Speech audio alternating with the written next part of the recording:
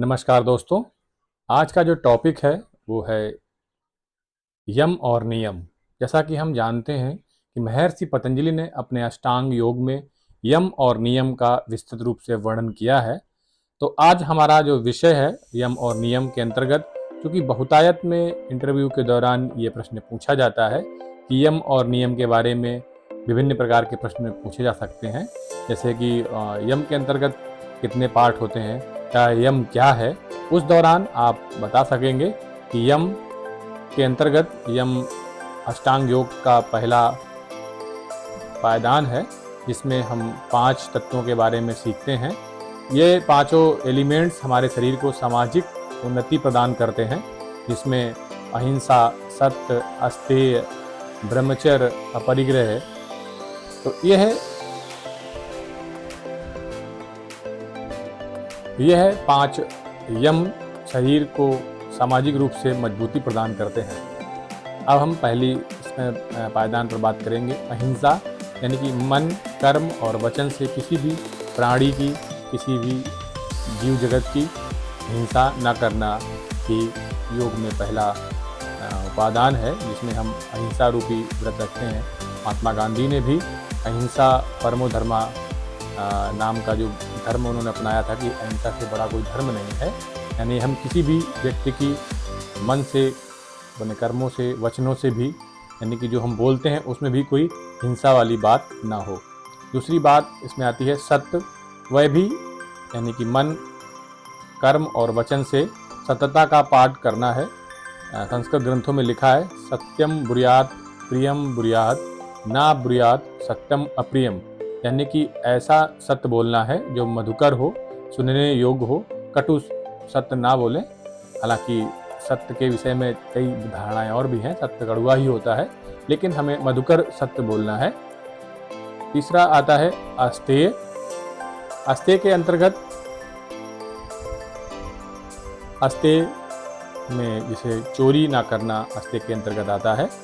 यानी कि हमें किसी भी चीज़ों की चोरी नहीं करनी है, या सब उदाहरण के तौर पर यदि हमने किसी भी व्यक्ति की कोई वस्तु उठा ली है और उसको प्रयोग में करके वापस उसी को दे दी है, तो वह भी चोरी की संज्ञा में माना जाएगा।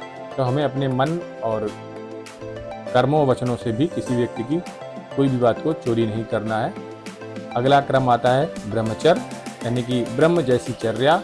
हमें ऐसा कोई भी संगीत, ऐसा कोई भी साहित्य इत्यादि नहीं देखना है, या उसका अनुपालन नहीं करना है, जिसके द्वारा हमारा जो ब्रह्मचर्य है वो बिगड़े, हमारी इंद्रियां हमारे नियंत्रण से बाहर चली जाएं। तो उस पर हमें विशेष रूप से ध्यान रखना है। और अगला भाग आता है अपरिग्रह, यानी कि चीज़ों का संग्रह न करना। ऐसा देखा गया है अत्यधिक संग्रह ही हमारे योग मार्ग में अत्यधिक बाधा का भी रूप में दिखाई पड़ता है। तो हमें चीज़ों का अत्यधिक संग्रह नहीं करना है। तो यह यम के 5 भाग थे। अब हम नियम के बारे में बात करेंगे। महर्षि पतंजलि ने 5 नियम भी बताए हैं, जिसमें शौच, संतोष, तप, स्वाध्याय और ईश्वर प्रणिधान। यानी कि शौच यानी क्लीननेस, हमें अपने शरीर की शुद्धता रखनी है, अपनी वाणी की शुद्धता रखनी है और अपने वचनों की। तो यानी कि शुद्धता हमें हर प्रकार से रखनी, सिर्फ शरीर की शुद्धता ही महर्षि पतंजलि ने उसको नहीं कहा है। हमें अपनी वाणी में भी शुद्धता लानी पड़ेगी, अपने वचनों में शुद्धता लानी पड़ेगी, विचारों में शुद्धता लानी पड़ेगी। शुचिता का अत्यधिक प्रभाव योग मार्ग में देखा गया है। संतोष यानी कि संतोषम परम सुखम, हमें संतोष भाव के साथ में कोई भी काम करना है, उसमें सेटिस्फैक्शन लाना है। एक विद्यार्थी को संतोष भाव के साथ में अपने कार्य को आगे की ओर बढ़ाना है। तप, बिना तप के कोई भी कार्य संभव नहीं है, जैसा कि योग मार्ग में बताया भी गया है। हमें कोई भी ऊंचाई की ओर बढ़ना है तो स्वयं को तप करना ही पड़ेगा। उदाहरण के तौर पर आपको अपने आप को अत्यधिक भूख प्यास से भी रोकना पड़ेगा। ज़्यादा हमें सांसारिक चीज़ों से विरक्ति की भाव को भी लाना पड़ेगा।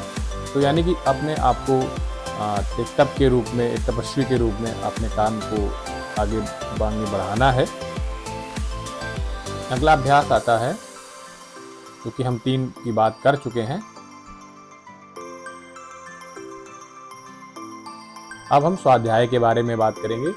स्वाध्याय यानी कि स्व खुद का अध्ययन, अच्छी वस्तुओं का अध्ययन, अच्छी पुस्तकों का अध्ययन, अच्छी चीज़ों का दर्शन, ये स्वाध्याय का अर्थ है, जिसके द्वारा हमारा यानी कि आध्यात्मिक जीवन अत्यधिक उच्च हो सके। तो हमें स्वयं का अध्ययन, खुद के बारे में जानना है, साथ ही साथ अच्छी पुस्तकों का अध्ययन करना है। तो इनके द्वारा आप जो लास्ट चीज़ आती है वो बहुत ही उपयोगी है, ईश्वर प्रणिधान। ईश्वर प्रणिधान के द्वारा यानी कि स्वयं को ईश्वर के, गॉड के सरेंडर कर देना, यानी कि ईश्वर के प्रति अपने आप को सम्मुख प्रस्तुत कर देना ईश्वर प्रणिधान है। और ईश्वर प्रणिधान के द्वारा ही हम अपने आत्मबल को बढ़ा सकते हैं और हमें प्रतिक्षण यह अनुभूति करनी है कि ईश्वर हमारे साथ है, हमारे कार्यों के साथ है। तो यह यम और नियम के बहुत ही उपयोगी चीज़ को हमने अभी आपको समक्ष प्रस्तुत किया है। और आज के मार्गदर्शन में सिर्फ इतना ही, और नेक्स्ट वीडियो में पुनः हम लोग नए आगे प्रश्नों के बारे में जानेंगे।